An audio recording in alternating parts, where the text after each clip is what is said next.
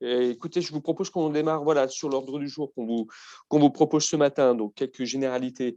On va aller relativement vite pour vous représenter le cadre entre l'interaction, en tous les cas, entre le tableau de bord de la performance que vous renseignerez et la plateforme plage, quelques principes généraux et surtout une deuxième partie ou la principale partie de notre présentation ce matin, tous ensemble. Ce sont des illustrations et un certain nombre de cas pratiques issus notamment du retour d'expérience de l'année dernière. Pourquoi? Parce qu'effectivement, sur l'année dernière, on va pouvoir passer à la diapo d'après, eh bien, on a constaté que la plupart des sollicitations que les établissements, les organismes gestionnaires nous ont soulevées, ce sont des questions techniques. On en a eu un peu plus de 500 l'année dernière, ce qui est juste énorme, dont la très forte majorité concernait donc le plage et les modalités d'inscription, de connexion. Voilà, ce qui a encore une fois justifié la mise en place de ces webinaires ainsi que des documents qu'on vous fera parvenir par la suite, comme des conduites à tenir ou des modes opératoires ou des logigrammes. Donc ensemble, on va se présenter les principes généraux et vous montrer un certain nombre de cas pratiques. On s'est dit aussi que c'était utile en préambule de redonner les établissements qui sont concernés par la campagne. Donc les typologies d'établissements, donc vous les avez sous les yeux dans le champ du handicap et le champ des personnes âgées. Donc on enlève tous ceux qui sont hors finesse dans ce cadre-là. Vous les avez sous les CPO, les établissements expérimentaux, les résidences autonomie. Parfois, certains parmi vous êtes porteurs de plusieurs autorisations par rapport à ça. Eh bien, vous ne serez pas concerné sur le remplissage du tableau de bord. Vous vous êtes retrouvés, vous avez la liste sous les yeux, on ne la commente pas plus à ce stade et on pourra y revenir, bien évidemment, si vous avez des questions. Alors, il faut juste remettre un tout petit peu en perspective donc l'organisation des plateformes numériques. Donc plage qui est considérée, considérons-la comme la tour de contrôle, hein, qui grâce à ses codes d'accès, sa connectivité, sa connexion, que vous avez d'ores et déjà ou que vous allez demander. Et donc en position centrale, vous le voyez, d'un certain nombre d'autres systèmes d'information gérés par l'ATIH, dont les données sont gérées par l'ATIH. Donc, on a le PMSI, on a des éléments de bilan sociaux, par exemple, les indicateurs qualité de la Haute Autorité de Santé. Et dans ce cadre, le tableau de bord de la performance des établissements médico-sociaux qui nous intéresse ce matin est l'une des briques. Donc, d'ores et déjà, vous avez nous avons un enjeu de paramétrage. On va beaucoup insister dessus tout à l'heure, sur les différents niveaux de paramétrage par rapport à cette connexion à plage. Dans ce cadre, mais voilà, si on fait la focale, on a bien cette tour de contrôle, cette plateforme de gestion pour l'accès des services en ligne, qui est l'explication hein, du sigle plage, qui nous ouvre des droits d'accès donc à la plateforme des tableaux de bord médico-sociaux. Donc ce sera en fonction de vos droits d'accès, effectivement, de vos identifiants que vous inscrirez que vous demanderez dans plage, qui vous donneront accès à cette plateforme de la performance, du tableau de bord. Étant entendu que voilà, ce ne sera pas vous ne serez pas, comment dirais-je, vous n'aurez pas les mêmes droits d'accès à l'ensemble des autres systèmes d'information. Voilà, le tableau de bord est bien cloisonné par rapport à ça. Ensuite, ce qu'il faut savoir, et dans les grandes généralités, c'est le fonctionnement même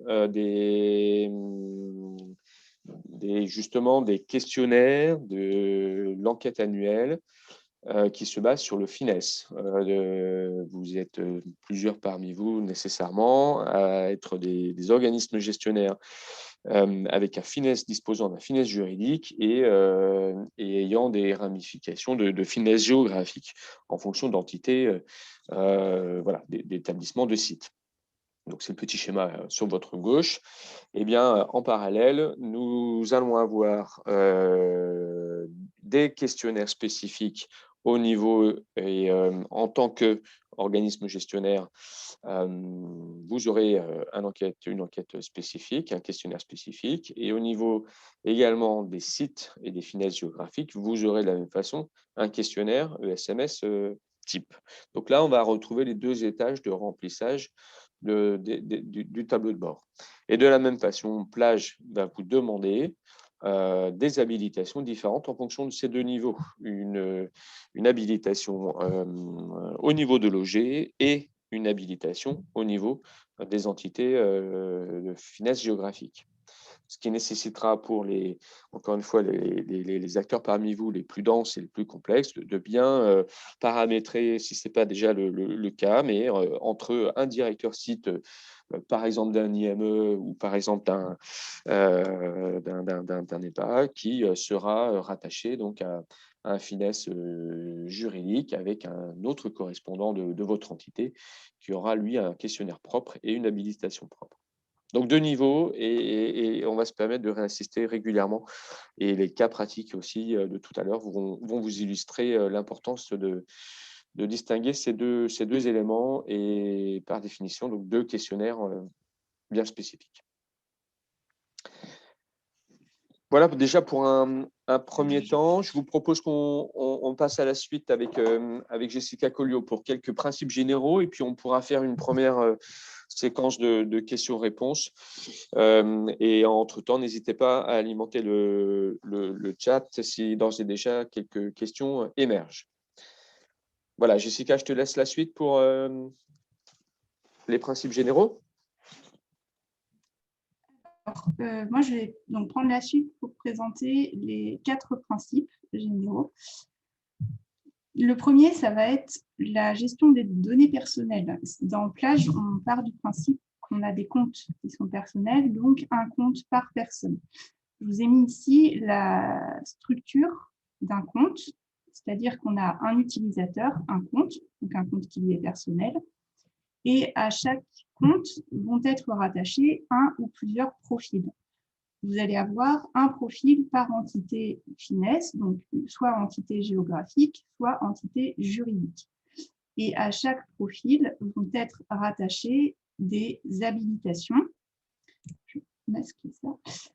Des habilitations qui sont des rôles sur des domaines. Donc, on va revenir tout à l'heure en plus sur les habilitations que vous utilisez dans le cadre des campagnes tableau de bord, mais là, c'était vraiment la diapo pour vous montrer la structuration d'un compte sur Plage. L'information importante à retenir ici, c'est qu'au compte sont attachées des informations personnelles. C'est-à-dire que quand vous créez votre compte sur Plage, vous allez renseigner votre nom, votre prénom, une adresse mail, un numéro de téléphone, éventuellement une adresse postale. Quand vous oubliez votre mot de passe, vous pouvez utiliser une fonction qui s'appelle mot de passe oublié, que vous avez sur la page d'accueil de Plage. Cette fonction, vous rentrez votre identifiant, elle va vous renvoyer un mail avec un nouveau mot de passe à l'adresse associée au compte. Il est donc très important que cette adresse soit fonctionnelle parce que si vous avez perdu votre mot de passe, vous allez faire mot de passe oublié et la TIH va vous envoyer un mail sur une adresse que vous ne pourrez plus consulter. Donc, vous ne pourrez pas récupérer de nouveaux mots de passe et votre compte risque d'être perdu. Donc, un compte perdu, ça veut dire qu'on perd finalement tout le travail de paramétrage des habilitations qu'on a pu faire au moment de la création du compte. Donc, c'est vraiment important. Alors, si je vous montre peut-être pour illustrer un peu plus, sur mon compte à moi, hop, partager. Est-ce que vous voyez mon écran? Alors, non.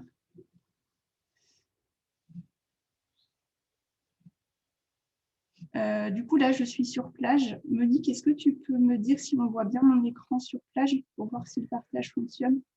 Oui, oui, on voit parfaitement ton écran. D'accord. OK. Donc là, je me suis connectée à Plage sous mon identifiant personnel. Mes informations personnelles associées à mon compte, je vais les trouver ici, dans mon compte, mes informations personnelles.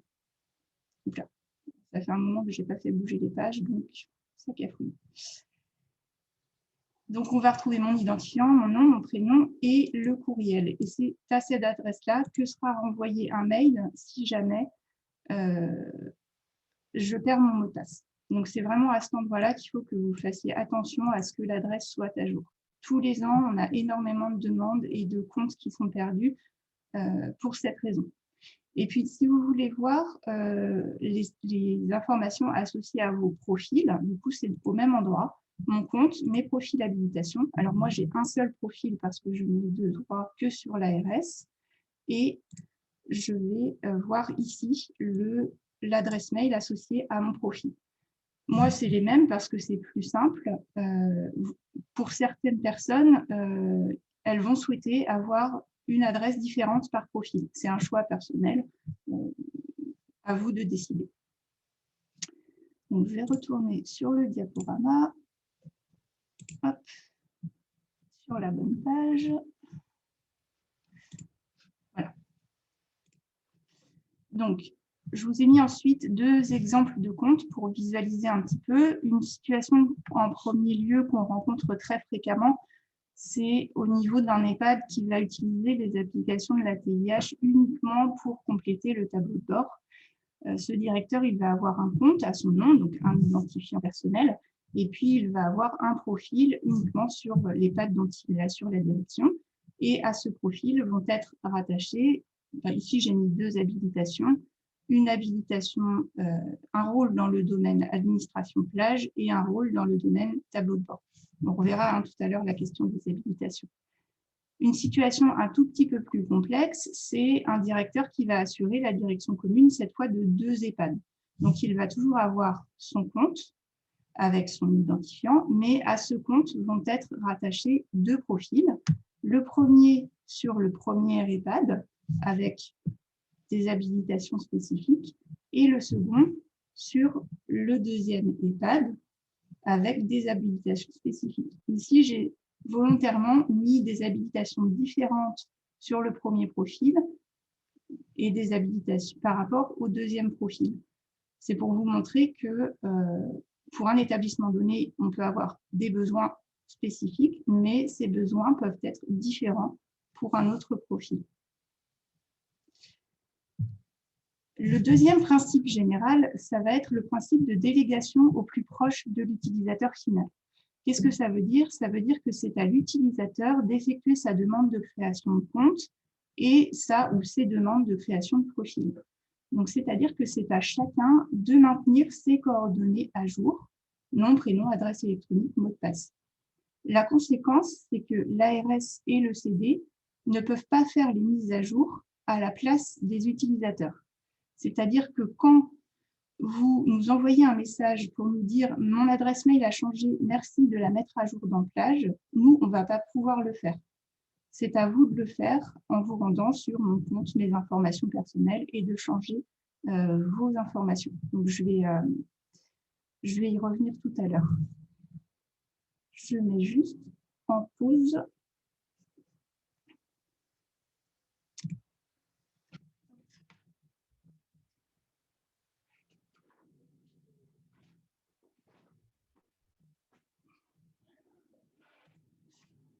Excusez-moi.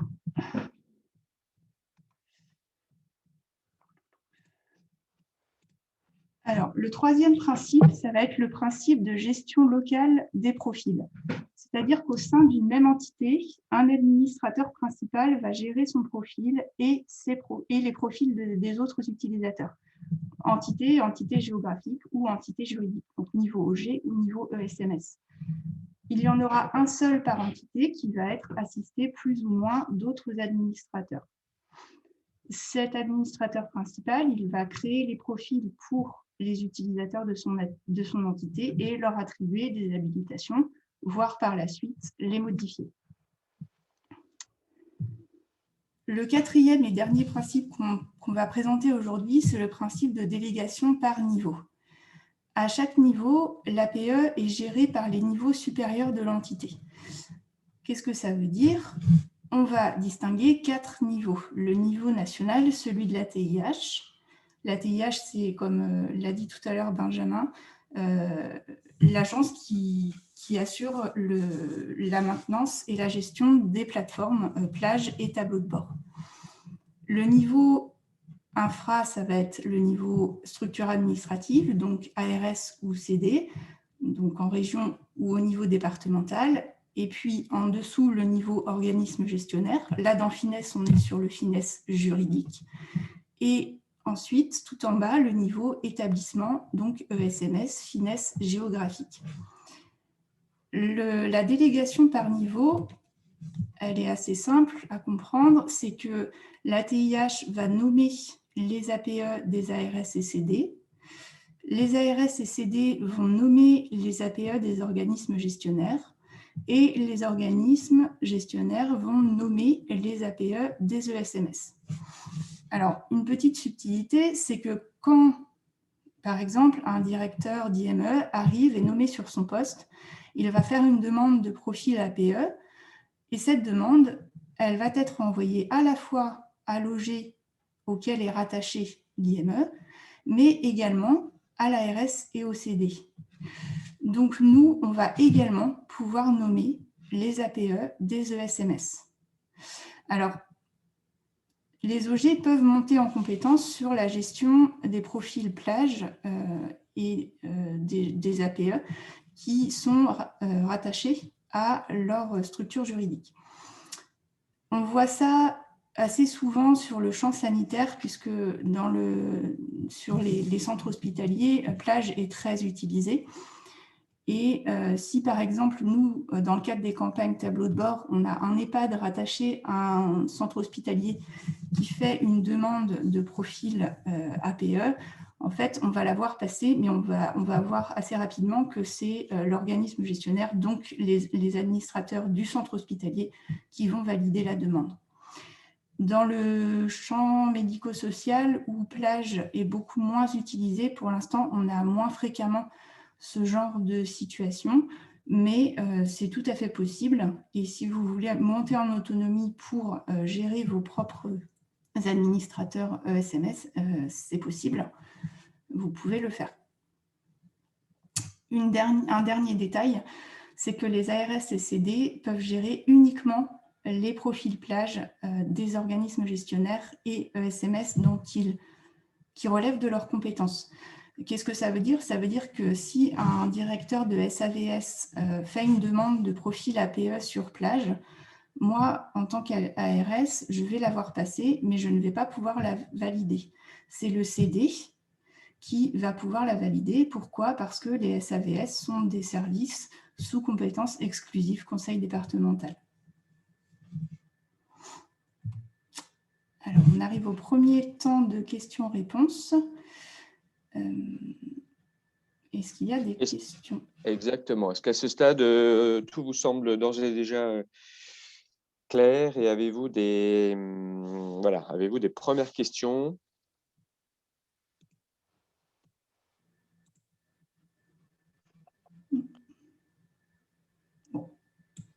C'est tout bon? Eh bien, écoutez, on va continuer comme ça et puis on va illustrer petit à petit, encore une fois, par des petits cas pratiques pour vous continuer d'illustrer un petit peu ces différents niveaux d'habilitation. Oui. Alors, du coup, tout à l'heure, je vous ai parlé d'habilitation. Donc, si on revient sur le petit schéma, on est... Ferme ça. On est à cet endroit-là.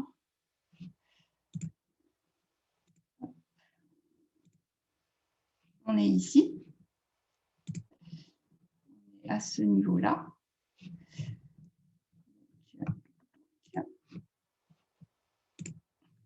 Voilà.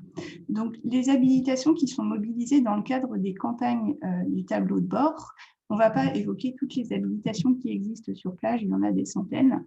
On va se concentrer sur les deux domaines qui sont utilisés dans le cadre des campagnes. 2 domaines utilisés, donc le domaine administration plage et le domaine tableau de bord. Donc, sur le domaine administration plage, on a un premier rôle dont on a déjà parlé tout à l'heure, c'est le rôle administrateur principal d'établissement. Donc, on en a un seul par entité finesse, juridique ou géographique, mais il en faut un. C'est-à-dire que si un établissement ou un OG est inscrit à la campagne du tableau de bord et que sur plage, aucun APE n'est désigné, nous, on va recevoir des mails régulièrement de plage nous disant « pas d'APE sur cette entité, merci d'en nommer un ». Et on va recevoir ces mails jusqu'à ce qu'on en nomme un. Donc, on va parfois être amené à vous solliciter justement parce qu'aucun APE n'est nommé sur une entité inscrite à la campagne. Donc, cet administrateur principal, il gère ses profils et habilitations, il reçoit et valide les demandes de création de profils qui proviennent des utilisateurs de l'entité pour laquelle il est APE, et il va donner des habilitations à ces utilisateurs. Il peut également désigner d'autres administrateurs pour le seconder dans cette tâche d'administration plage. Ces autres administrateurs, donc on est sur cette ligne-là, ils ont peu ou prou les mêmes rôles. Ils vont gérer leur propre profil et habilitation, recevoir et valider les demandes de création de profil et octroyer des habilitations. La différence entre les deux, c'est que l'administrateur principal va pouvoir donner certains rôles qu'on va considérer comme sensibles, notamment sur le secteur sanitaire, ça va être les rôles de valideur PMSI. Seul l'APE va pouvoir donner le rôle de valideur PMSI à un utilisateur. L'administrateur ne le pourra pas. Donc, ce sont des petites nuances qui, sur le secteur médico-social, ne vont pas forcément vous sauter aux yeux. Dans le second domaine utilisé pour les campagnes, on a le domaine tableau de bord. Donc là, ce sont tous les rôles qui vont vous permettre d'aller sur la plateforme tableau de bord et de renseigner les questionnaires. Donc, 2 rôles sont utilisés. Le rôle gestionnaire de fichiers, qui lui va pouvoir à la fois renseigner les données et consulter la plateforme en lecture, et le rôle lecteur, qui lui va pouvoir uniquement consulter la plateforme, mais il ne pourra pas y renseigner des données.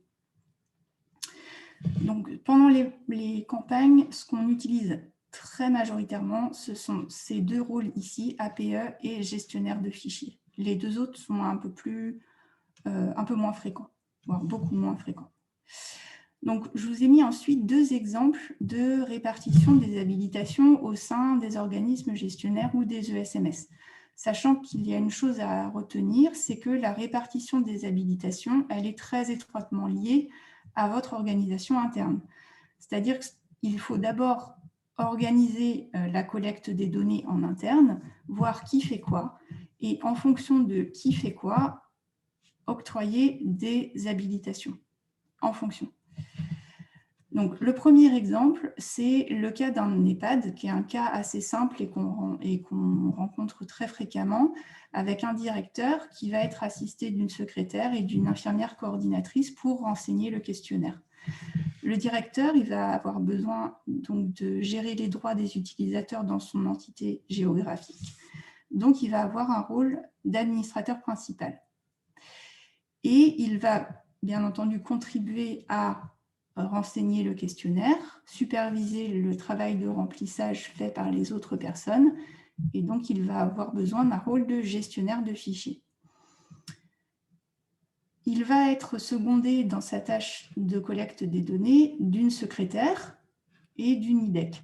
La secrétaire, elle va renseigner les données financières, par exemple, et puis peut-être quelques données RH. Et puis l'IDEC, elle va, elle, se concentrer sur les données des résidents. Donc, elles vont avoir toutes les 2 besoin d'un rôle de gestionnaire de fichiers. Et c'est le directeur, en tant qu'APE, qui va pouvoir leur donner ces rôles.